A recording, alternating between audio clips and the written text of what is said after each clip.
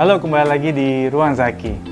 Kita belakangan ini sedang membahas tentang konstelasi politik yang ada di negara ini, terutama soal otak-atik hak angket untuk kepentingan siapa sebenarnya.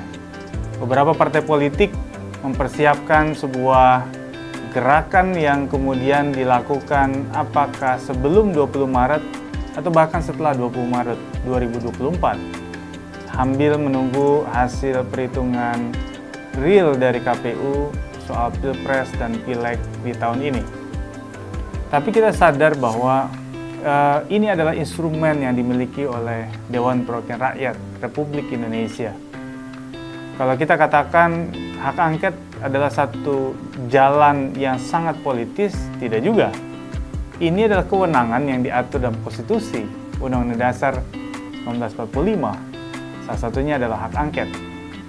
Jadi ketika kemudian secara formil persyaratan ini bisa ditempuh, diusulkan oleh minimal 25 orang dan lebih dari satu fraksi di DPR RI, dan kemudian disepakati oleh setengah anggota DPR RI di rapat paripurna, maka proses hak angket ini akan bergulir untuk mempertanyakan dan menguji, investigasi tentang kebijakan-kebijakan yang dilakukan tidak hanya oleh Presiden, bisa juga oleh Wakil Presiden, Menteri, Panglima TNI, dan para pimpinan lembaga negara. Dan kita memperhatikan bahwa salah satu esensi yang ingin diangkat adalah soal bagaimana praktek penyelenggaraan pemilu yang menimbulkan kegaduhan luar biasa. Munculnya misalnya beberapa suara partai yang tiba-tiba melejit dalam waktu yang sangat singkat, dan beberapa juga para caleg mengalami trauma tentang suara yang hilang dalam jumlah yang sangat signifikan dalam satu hari yang sama. Nah, inilah yang kemudian menimbulkan sebuah kegentingan mengapa kemudian ide soal hak angket ini digulirkan. Beberapa tokoh sudah menyuarakan ini dalam ruang-ruang publik maupun ruang tertutup.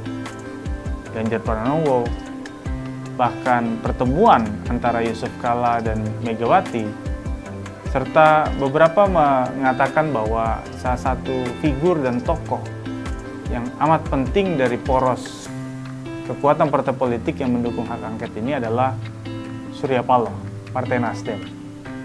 Dan kita akan lihat bagaimana kemudian hak angket ini bisa memberikan pembelajaran politik bagi bangsa ini.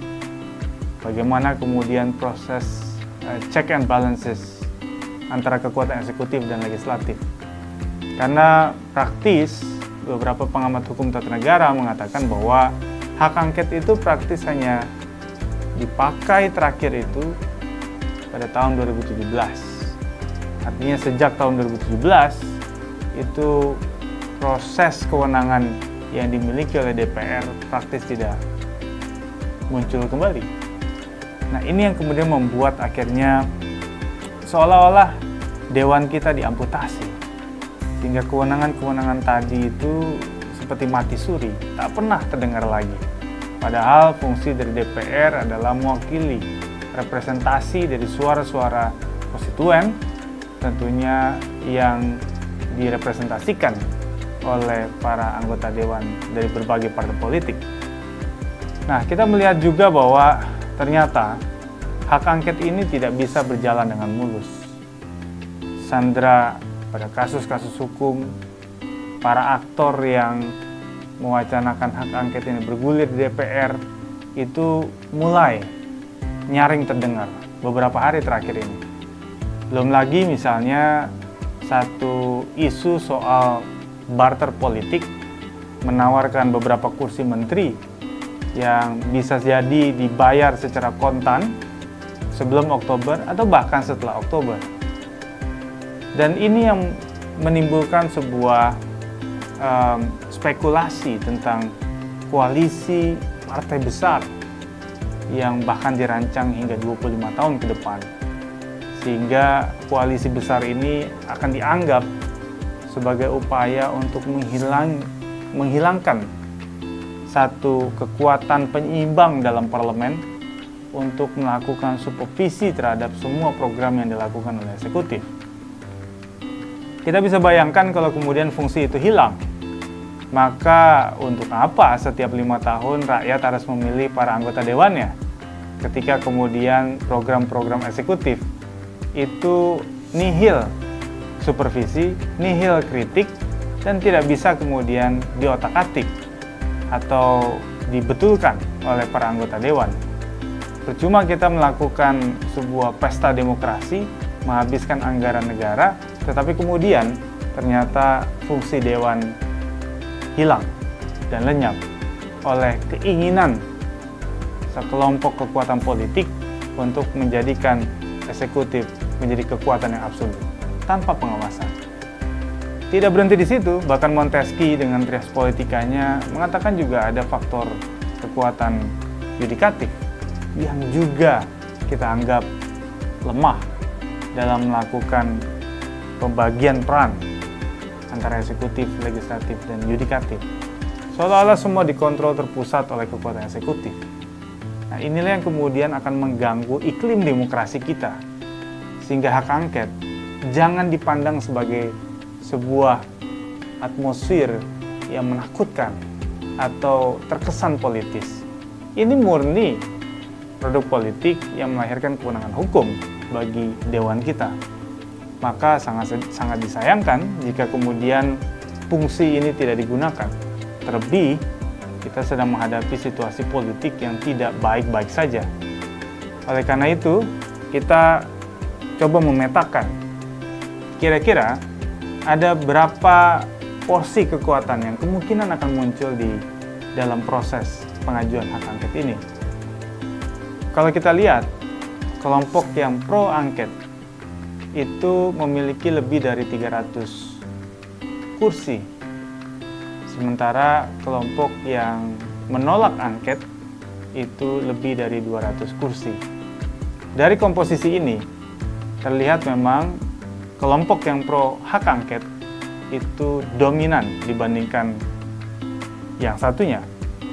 Oleh karena itu, potensi sebenarnya jika ini bisa dilakukan tanpa ada cawe-cawe untuk menggagalkan proses hak angket, maka sangat besar kemungkinan proses fungsi DPR ini akan bisa digulirkan di Senayan. Kita tahu juga bahwa menjelang proses hak angket ini ada begitu banyak gerakan sipil, gerakan mahasiswa yang menyuarakan soal dorongan terhadap proses hak angket ini di DPR. Tapi sayang, Presiden justru pergi ke luar negeri, meminta Wakil Presiden menjadi PLT. Ada apa? Apa sebegitu menakutkannya hak angket ini? Walaupun wacana soal memakzulkan Presiden Jokowi itu bukan satu-satunya opsi. Karena saya tahu bahwa ada begitu banyak wacana dan pendapat yang berbeda di kubu partai politik yang mendorong hak angket. Oleh karena itu, saya pikir mari kita maknai bahwa hak angket ini ada proses yang sangat legitimate dan dilakukan dengan unsur untuk memperbaiki satu sistem pengelolaan pemerintahan, program kerja pemerintah, agar kemudian masyarakat bisa menilai apakah program ini sudah dilaksanakan sesuai dengan prosedur yang baik. Sehingga ke depan kita bisa membuktikan bahwa bagaimana proses pemilu itu semestinya diselenggarakan. Karena ini bukan saja menelan uang rakyat, tetapi juga bagian dari menjaga iklim demokrasi, mendidik rakyat kita yang katanya akan menuju pada proses Indonesia yang lebih baik lagi ke depannya. Sampai ketemu lagi di Ruang Zaki berikutnya.